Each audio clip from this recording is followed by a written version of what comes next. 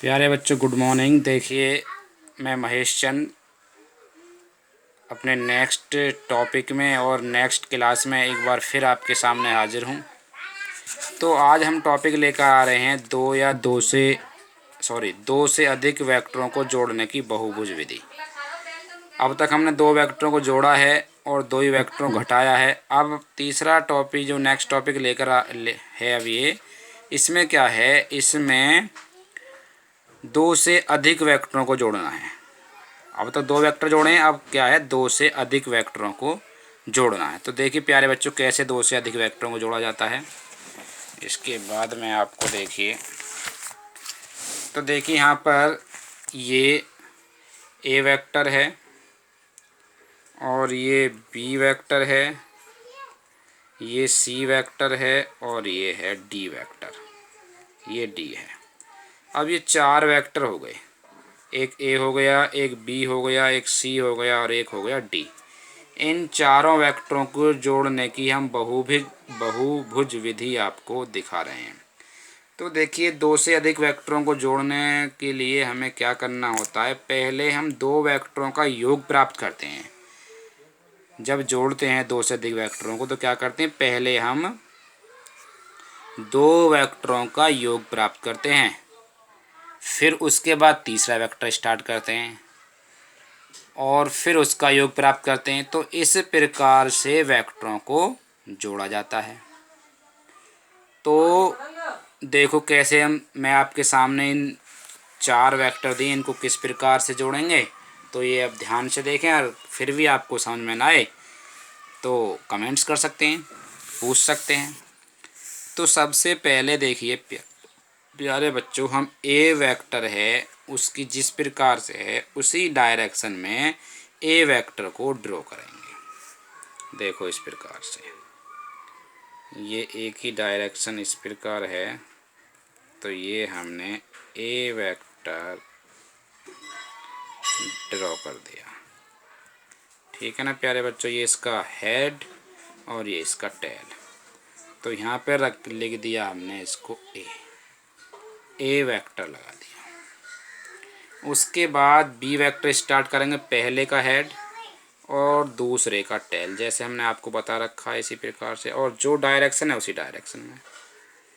तो ये हो जाएगा हमारा बी वेक्टर,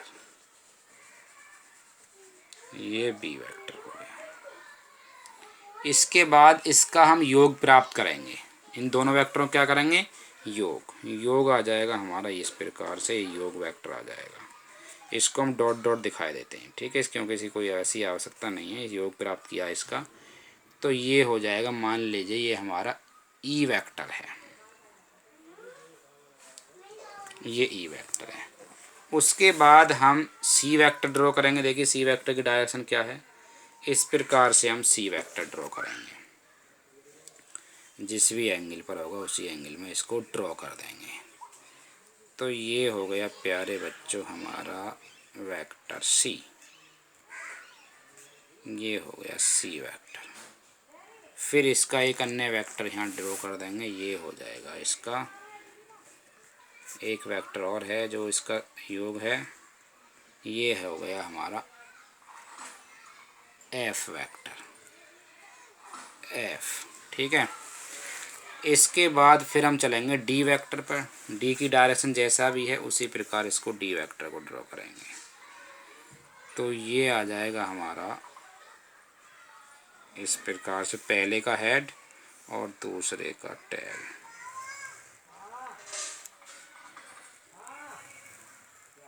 इसकी डायरेक्शन हमारी ऐसे है नहीं, ऐसे, तो ऐसे ही हमने ड्रॉ कर दिया, ये हो गया डी वेक्टर। अब इनका परिणाम ही आएगा, ये वाला हेड से हेड मिल जाएगा और टेल से टेल मिल जाएगा, ये आ गया इसका परिणामी आर।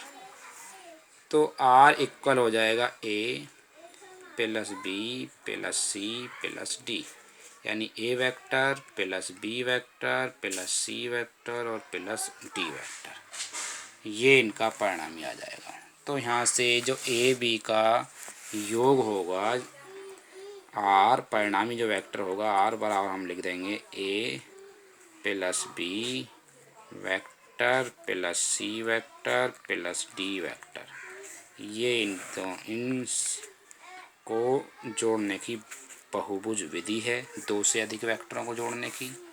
अब देखिए प्यारे बच्चों, इस प्रकार से जब हम 3 या उससे अधिक वेक्टरों को जोड़ते हैं और उनको जोड़ा जाता है, तो जोड़ने की इस विधि को ही हम क्या कह देते हैं, वेक्टरों के योग की बहुभुज विधि। जब 2 से अधिक वेक्टरों को जोड़ा जाता है और इन वेक्टरों को जोड़ने की या योग प्राप्त करने की विधि को ही हम क्या कह देते हैं, वेक्टरों के जोड़ने की बहुभुज विधि। अगर इसमें आपको कोई प्रॉब्लम हो रही हो, समझ में नहीं आ रहा हो, तो कमेंट्स करके पूछ सकते हैं। नेक्स्ट टॉपिक लेकर आऊँगा वेक्टरों का गणितीय विधि, यानी वेक्टरों गणितीय विधि नेक्स्ट डे लेकर आऊँगा। धन्यवाद।